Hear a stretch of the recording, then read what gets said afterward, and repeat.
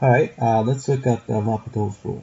Right? Before we actually get into the rule, let's look at some example to see the motivation behind the rule. Right? So let's look at this familiar limit. Right? So a limit of x squared minus 1 over x minus 1 as x approaches 1. Right?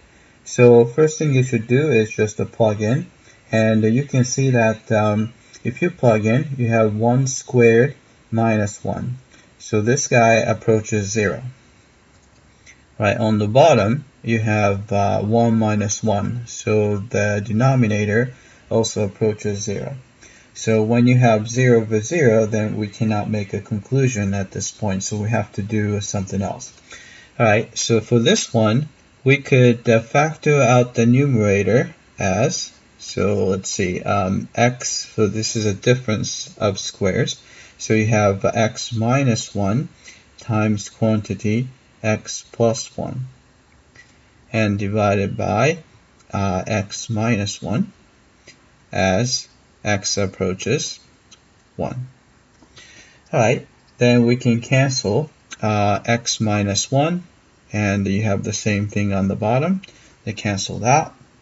Then you can see that after that, as x goes to 1, so it's going to be 1 plus 1, which is going to give you 2.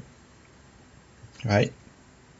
So this is how we find the evaluate the limit when you have 0 over 0.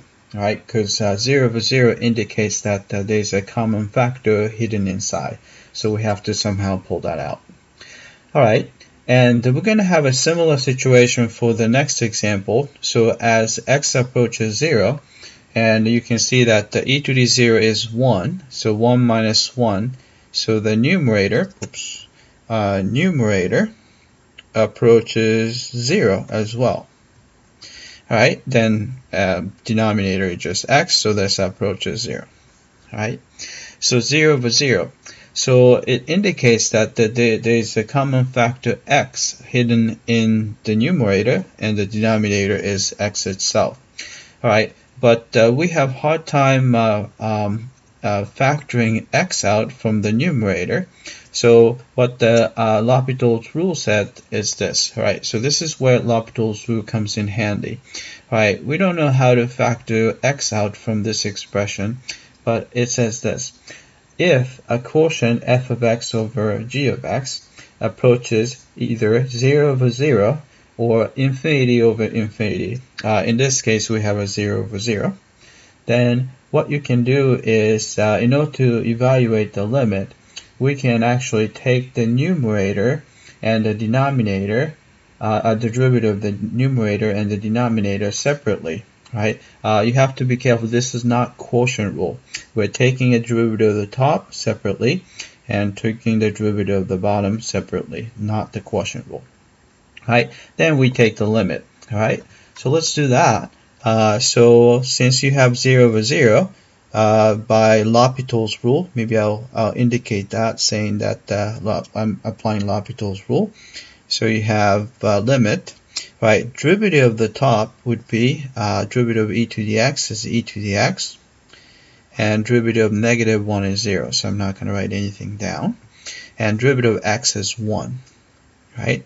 Then as x approaches 0. Right, then you can see that as x approaches 0, e to the 0 is 1, and the bottom doesn't change, so 1 over 1 is 1. Right, so that is the limit of the second one. Right, so this is how we use L'Hopital's rule. Whenever you have 0 over 0, or it actually works out infinity over infinity, then you can take the derivative of the numerator and take the derivative of the denominator separately, then try to evaluate the limit. Right? If you get 0 over 0 again, or infinity over infinity again, then you can apply the L'Hopital's rule until you get a number. Right? And there is other forms that you can apply L'Hopital's rule. So these forms are called indeterminate. oops, indeterminate forms.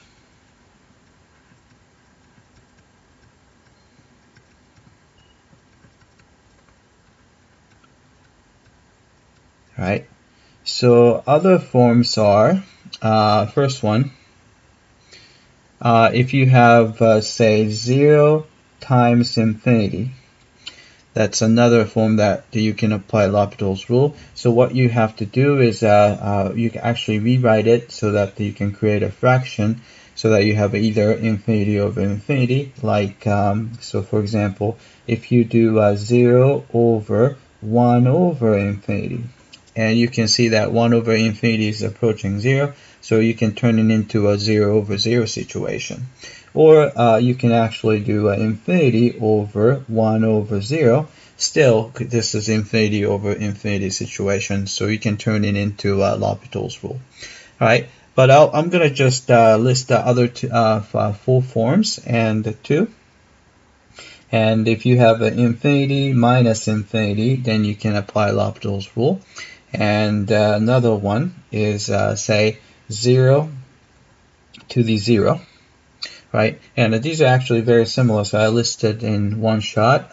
Next one would be infinity to the 0, or 1 to the infinity, right? So these are kind of a strange one, right? 0 to the any power is usually 0, but any number to the 0 power is usually 1. So is it 0 or 1 or something else? So it's you cannot make a decision from here.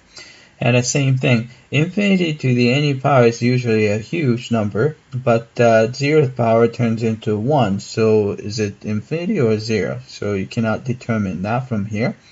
And the same thing, 1 to the any power is usually 1, but something slightly bigger than 1 to the infinity power is going to be infinity. So we cannot make a decision when you have these forms, right? So whenever you have these forms, the L'Hopital's rule might be appropriate, right? So we're going to look at some of these examples as the next videos, but for this one, this is it, all right? So this is how we apply L'Hopital's rule. All right, that's it. I hope that this was clear.